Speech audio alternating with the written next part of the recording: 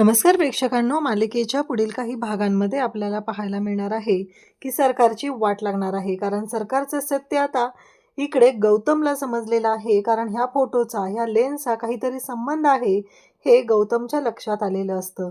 आणि ते सत्य गौतम आता समोर कसं आणणार आणि जाऊन तेजस्विनीला कसं सोडवणार आहे ते आपल्याला पाहायला मिळणार आहे. त्यासाठी हा व्हिडिओ शेवटपर्यंत पहा. त्याचबरोबर सरकारने काय कांड केलेलं आहे हे थंबनेलवरून तुमच्या लक्षात आलेलंच आहे. त्यामुळं सखी आणि कान्हा दोघं मिळून सरकारला कसे जेलमध्ये पाठवतायत ते आपल्याला पाहायला मिळेल. त्यासाठी हा व्हिडिओ शेवटपर्यंत पहा आणि त्याचबरोबर चॅनलवरती नवीन असाल तर चॅनलला नक्की सबस्क्राईब करा. इकडे सरकार भयानक चिडलेले असतात. कारण त्यांच्या रूममध्ये कोणीतरी गेले या गोष्टीची जाणीव सरकारला झालेली असते. सरकारांचं असं म्हणणं असतं की कोण गेलं होतं माझ्या रूममध्ये, परंतु कोणी काहीच बोलत नाही. गौतम तेवढा म्हणतो की का, काही प्रॉब्लेम आहे का, म्हणजे तुझ्या रूममध्ये असं काही आहे का की ज्याच्यामुळं तुला असं वाटतंय. तेव्हा सरकार म्हणत असतात की मध्ये बोलायचं नाही. सरकारांचं एकच असतं की कोणाला बोलू द्यायचं नाही. या घरात फक्त नियम चालणार तो म्हणजे सरकारांचा, असं त्यांचं वागणं चाललेलं असतं. इकडे आपल्याला पाहायला मिळतं की गौतमने त्या ड्रायव्हरला सांगितलेलं असतं, वहिनी जर एकटी निघाली तर मला नक्की कळव, असं त्या ड्रायव्हरला सांगितलेलं असतं. आणि त्याच गोष्टी जाणून घ्यायच्या असतात. म्हणून इकडे आता गौतमला पाहायचं असतं आणि नेमकं बरोबर आता सरकार एकटी गाडी घेऊन चाललेले असतात. आणि त्याच वेळी सरकार जेव्हा एकटी गाडी घेऊन जातात तेव्हा तो ड्रायव्हर जो आहे तो लगेचच गौतमला फोन करतो आणि गौतमला सांगू लागतो की सरकार एकट्या गेलेल्या आहेत. इकडे सखी इंटरव्ह्यूसाठी गेलेली असते, पण सखीला इंटरव्ह्यू मिळत नाही. कारण सखी कामत ग्रुप ऑफ इंडस्ट्रीजची मालकीण आहे आणि तिने एखाद्या ठिकाणी जॉबसाठी जाणं, तिनं जॉब करणं ही गोष्ट पटतच नसते. त्यामुळे लोक काही तिला जॉब देत नसतात. कारण प्रत्येकासाठी त्यांचा एम्प्लॉई हा त्या कंपनीशी प्रामाणिक असणं गरजेचं असतं. पण सखी मात्र लगेच जॉब सोडून जाऊ शकते किंवा तिच्या कंपनीच्या फायद्याच्या दृष्टीने ती इथं आलेली असेल असं सगळ्यांना वाटत असतं. म्हणून तिला कोणीही तिथे समजून घेत नाही. तेव्हा मात्र इकडे सखी आता खूप वाईट वाटत असतं, खूप रडत असते. ती घरी आलेली असते, तिला त्रास होत असतो. तिचं एकच चाललेलं असतं की का का माझ्या बाबतीत का असं, मलाच का त्रास सहन करावा लागतोय, एवढंच तिच्या डोक्यात असतं. आणि ती म्हणत असते की नाही, या सगळ्यावरती मला काहीतरी मार्ग काढला पाहिजे. इकडे गौतमला आठवतं की त्याने त्या ड्रायव्हरला सांगितलं होतं, त्या पद्धतीने ड्रायव्हरने काम केलेलं असतं. इव्हन गौतमसाठी गाडीसुद्धा तयार करून ठेवलेली असते. परंतु एक गोष्ट मात्र गौतमची चुकलेली आहे की गौतमने एकट्याने त्या ठिकाणी जायला नको होतं.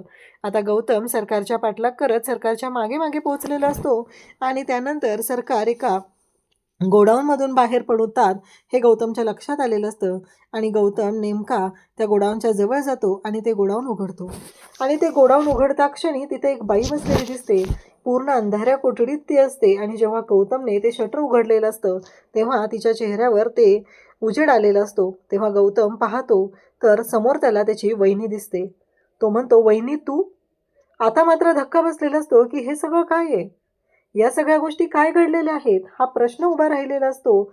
आणि खऱ्या अर्थाने आता गौतम विचार करायला लागलेला असतो. म्हणजे तो फोटो, ज्या फोटोवरती क्रॉसमार्क टाकलेला आहे तो फोटो वहिनीचा आहे. म्हणजे वहिनीला मारण्यासाठी हे सगळं केलं जात आहे हे गौतमच्या लक्षात आलेलं असतं.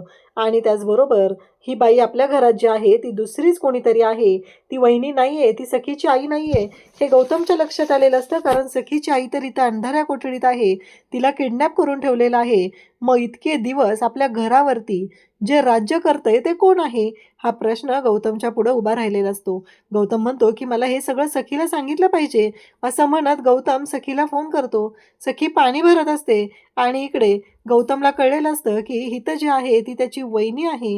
ही गोष्ट सुद्धा गौतमच्या लक्षात आलेली असते. आणि तेव्हा मात्र गौतमने सखीला फोन केलेला असतो. सखी म्हणते, काय झालं काका, बोल ना. असं जेव्हा सखी सांगते तेव्हा मात्र गौतम म्हणतो की सखी, अगं ती तेजस्विनी म्हणून जी राहते ती आपल्या घरात, ती खरी आई नाही आहे तुझी. तेव्हा सखी म्हणते, काय? तेव्हा तो सांगतो की हो, इथे तुझी खरी आई आहे आणि तिला कोणीतरी किडनॅप करून ठेवलेलं आहे.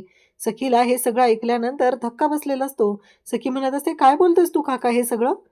परंतु इकडे गौतमला माहीतच नसतं की पुढे काय होणार आहे ते. कारण काय वाढून ठेवलेलं आहे त्याच्या नशिबात. आणि इकडे तेजस्विनी सुद्धा तिथं असते आणि सखी म्हणजे तेजस्विनीची खरी मुलगी आणि तेजस्विनी तिची खरी आई.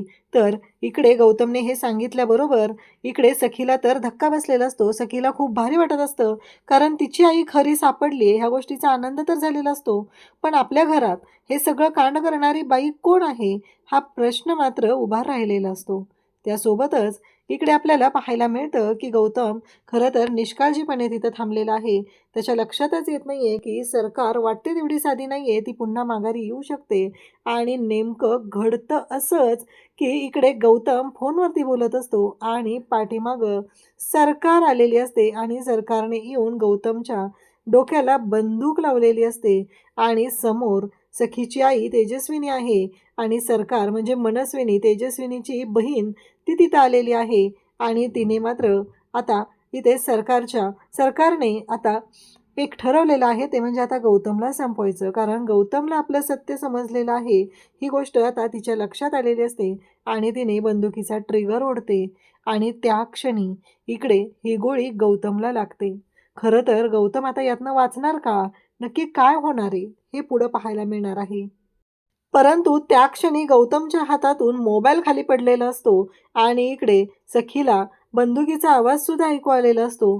सखीला खूप मोठा धक्का बसलेला असतो की हे सगळं काय झालं अचानक, हा प्रश्न सखीला पडलेला असतो. सखी मात्र जोरात किंचाळते, काका म्हणून तिच्या हातातून पाण्याची कळशी खाली पडते. तिथूनच तिथूनच चाललेला असतो तो म्हणजे कान्हाच्या लक्षात येतं काहीतरी घडलेलं आहे. म्हणून कान्हा धावत त्या बाजूला येतो आणि सखीला विचारू लागतो. सखीला काहीच बोलता येत नसतं, कारण तिच्या गौतम काकावरती कोणीतरी गोळी चालवलेली आहे आणि कोणीतरी म्हणण्यापेक्षा सरकारने चालवलेली आहे हे सखीच्या लक्षात आलेलं असतं. सखी जोरजोरात ओरडत असते, रडत असते. तिला कळत नाहीये की आता काय करायचं. काका नक्की कुठे गेलेला होता, काय झालंय हा प्रश्न उभा राहिलेला असतो. परंतु आता कान्हा सखीच्या मदतीला धावून आलेला आहे आणि कान्हा सखीला या सगळ्यातून आधार देत असतो. त्यानंतर आपल्याला पाहायला मिळतं की कान्हा आणि सखी दोघंजण मिळून गौतमच्या खुनासाठी सरकारवरती केस टाकतात आणि सरकारांना पोलीस ताब्यात घेतात. कारण काहीही झालं तरीही सरकारांनी जो गुन्हा केलेला आहे त्याची शिक्षा ही त्यांना झालीच पाहिजे असं इकडे सखीचं म्हणणं असतं. आणि सखीच्या मदतीला कान्हा असतो. फक्त कान्हा सरकारांच्या समोर ह्या गोष्टी दाखवत नसतो, पण सखीला सगळ्या गोष्टींसाठी गाईड कान्हा करत असतो. त्याचबरोबर इकडे आपल्याला पाहायला मिळतं की हे सगळं जे काय घडलेलं असतं ते मात्र खूप भयानक असतं. सखीच्या गौतम काकाला जीव गमवावा लागलेला असतो, पण सखीला कळलेलं असतं की त्यांच्या घरात असलेली ती बाई ही सखीची खरी आई नाही. ही गोष्ट आता सखीला कळलेली आहे. परंतु सखी या सगळ्याच्या विरोधात कसा आवाज उठवणार ते आपण पुढे पाहणार आहोत. अशाच अपडेटसाठी चॅनलशी कनेक्ट राहा. थँक्यू.